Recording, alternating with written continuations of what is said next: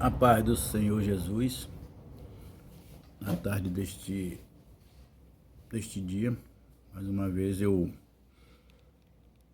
senti de Deus em trazer uma palavra no tocante à arca do Senhor, a arca da aliança ou a presença da glória de Deus.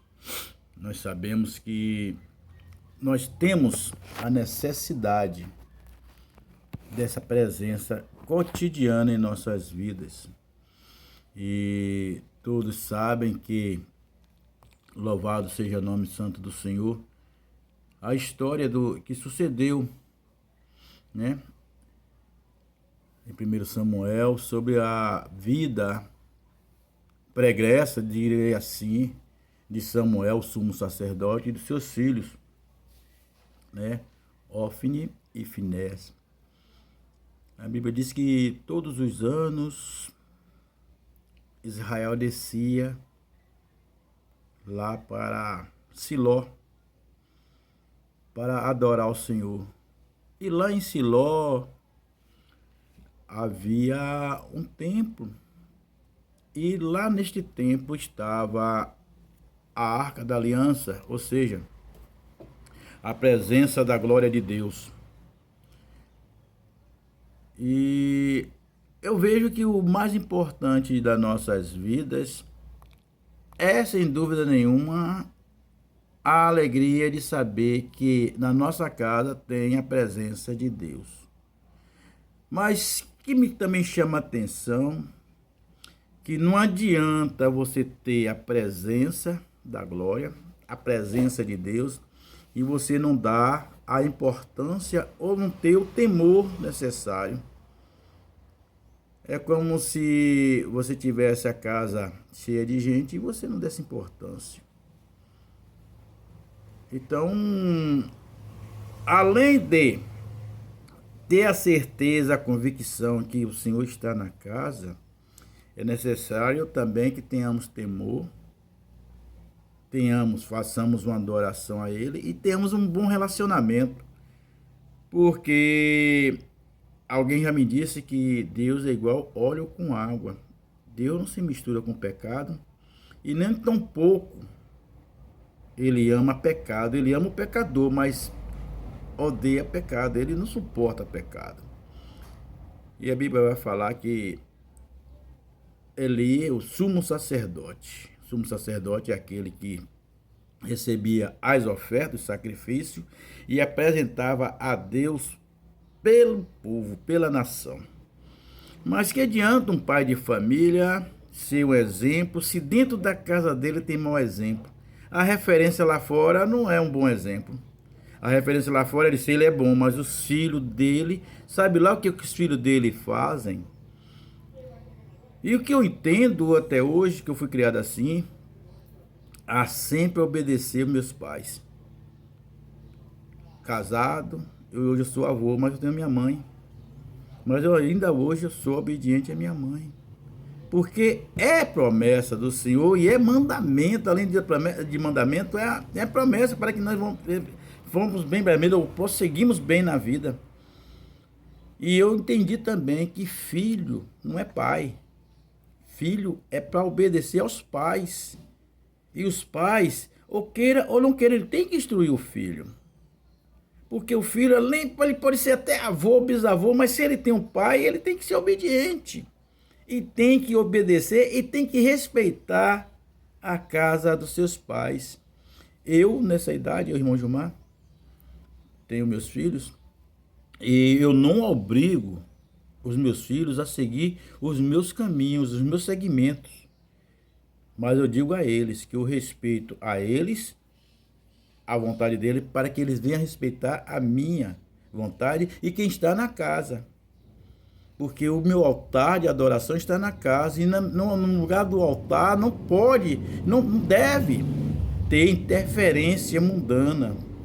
Porque a casa tem o Senhor na casa, tem a presença do Senhor. Então eu tenho a presença do Senhor para quê? O que é que eu preciso de coisas mundanas? Porque quem tem a presença do Senhor de nada sente falta. Mas a conduta dos filhos de Eli não era das boas. tinha presença, mas ele não dava importância. Ele corrompia o ambiente do qual tinha a presença de Deus. E todo mundo falava, a ponto de um dia ele chegar, o Eli chegar para eles: filho, o que é que eu estou ouvindo de vocês? O que é que o povo está falando de vocês? Isso é terrível. Pecando o homem contra o homem, Deus, ele ajuda a você se safar. Mas pecando o homem contra Deus, quem pode ajudar?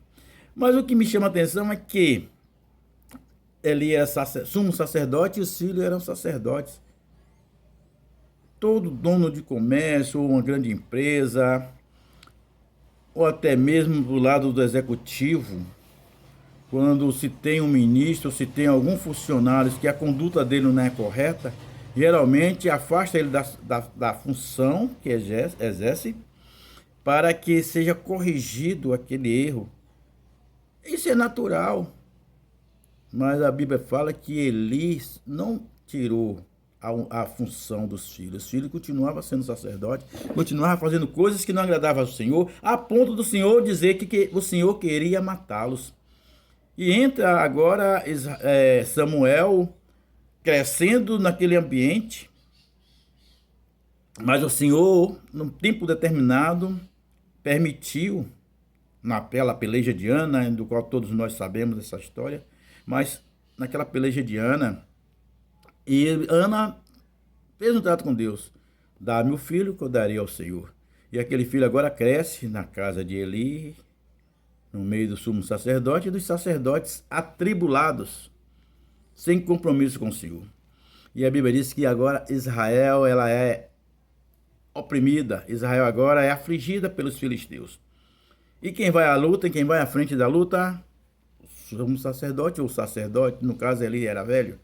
Então vai os filhos, mas filho atribulado, não adianta você sem arrumar seu altar, não adianta você sem compromisso com Deus e na peleja em nome de Deus.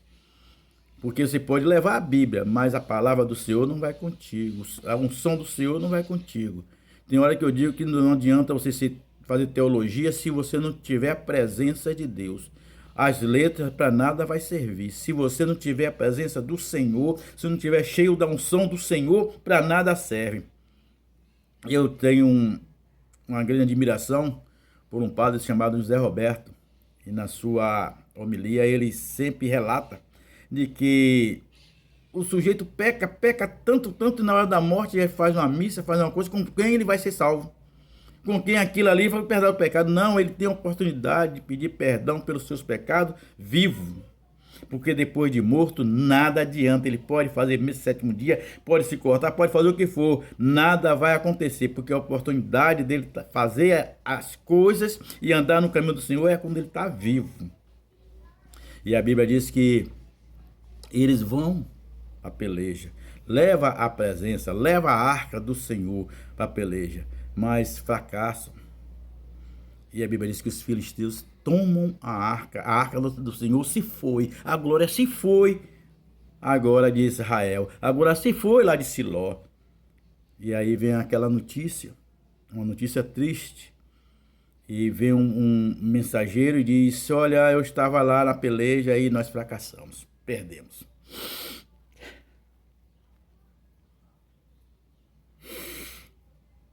Foram tomados tudo de nós. Mataram alguns de nós, inclusive ali os seus filhos morreram.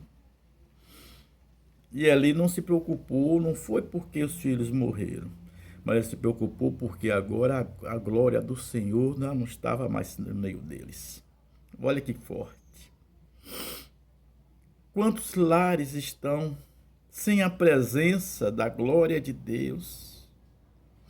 Quantos lares estão precisando que o Senhor esteja constantemente, porque o lar está atribulado, os filhos estão atribulados, é uma guerra. Miqueias diz isso, que agora a sogra se levanta contra a nora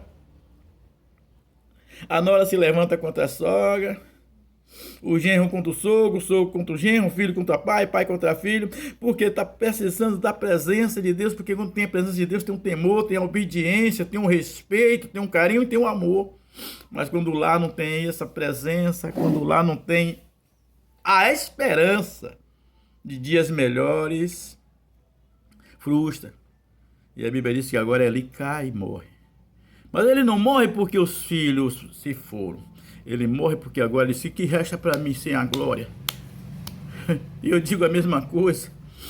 Que serei eu sem a presença de Deus? Se é Ele que vai comigo, se é Ele que está comigo. Tem um louvor que diz: se Cristo comigo vai, eu irei, e não temerei, com Cristo irei, comigo vai. É grato servir a Jesus, levar a cruz. Se Cristo comigo vai, eu irei. É dessa maneira que temos que ser. E a Bíblia diz que tempos passou. Eu quero ser bem sucinto, quero correr um pouco, porque a Bíblia diz que o tempo se passa e a presença da glória do Senhor já não está mais em Israel. E a Bíblia diz que agora está na casa de Abinadab, e a arca fica lá 20 anos. E quando Davi vai governar Israel, ele disse: olha, não posso governar Israel sem a presença da glória de Deus. Eu tenho que buscar a glória de Deus. Mas acontece que agora Davi também não sabia como conduzir a arca da aliança. Então ele começa a fazer um carro novo. Mas a Bíblia diz em Levítico que não era no carro novo que se carregava a arca da aliança, e sim nos ombros. E na casa de Abinadab, muitos anos lá, eu relato nessa mensagem que muito tempo, mas ele não dava importância. Ele sabia que estava na casa, mas não dava importância.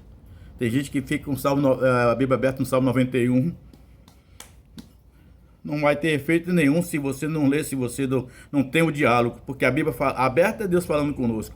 Mas se você abrir a Bíblia no Salmo 91 e não fazer prática, não exercitar isso, que adianta? Para que serve? Assim era a presença da arca da aliança, da arca do Senhor, da glória do Senhor na casa de Abinadab. Os filhos não sentiam nada, não tinha presença. E a Bíblia diz que quando eles trazem, no meio do caminho acontece um acidente de trajeto. A Bíblia diz que o carro bate numa eira, em um buraco, e aí esse buraco faz com que a arca caia, e aí Uzá vai, pega a arca e ali morre, porque só era sacerdote que podia pegar a arca, não era outro que podia pegar a arca. E a Bíblia diz que agora Davi pega essa arca e conduz até a casa de Obed-edom e pergunta a Obed-edom: eu posso deixar a arca na casa do Senhor?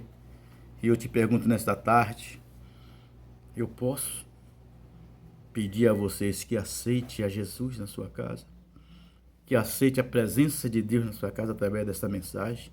Quem sabe se vocês não estão precisando da presença de Deus para que essas calamidades, essas tribulações, essas adversidades possam fugir da vida de vocês. Mas é necessário que vocês busquem a presença do Senhor, que vocês aceitem Ele na casa e que pratique a adoração e a obediência ao Senhor. E a Bíblia diz que a arca fica na casa de Obed-edom. 3 meses foi a diferença. 20 anos na casa de Abinadab, nada aconteceu. Só desastre. Alá, xaramã, ticumanai. Mas 3 meses na casa de Obed-edom. Quando Davi volta para buscar, encontra uma diferença. Encontra o lar harmonioso. Encontra um lar próspero, não de bens material, mas próspero espiritualmente. Porque quando você é próspero espiritualmente, quando você sabe que Deus está na casa, de nada você sente falta. Era isso que eles não tinham. Não tinha mais necessidade de nada, porque Deus estava na casa e ele viu a transformação. Então vale a pena, meus amigos, que nessa tarde Deus continue abençoando, nesta manhã continue abençoando, nesta noite continue abençoando, para que vocês possam seguir o caminho da santidade. Não é de meu praxe estar fazendo vídeo, eu não quero status, mas eu sinto a necessidade, o dever me chama para que eu venha alertar as famílias que estão necessitando de uma palavra como esta. Que Deus abençoe a todos e a paz do Senhor Jesus. E continue orando em meu favor. Amém?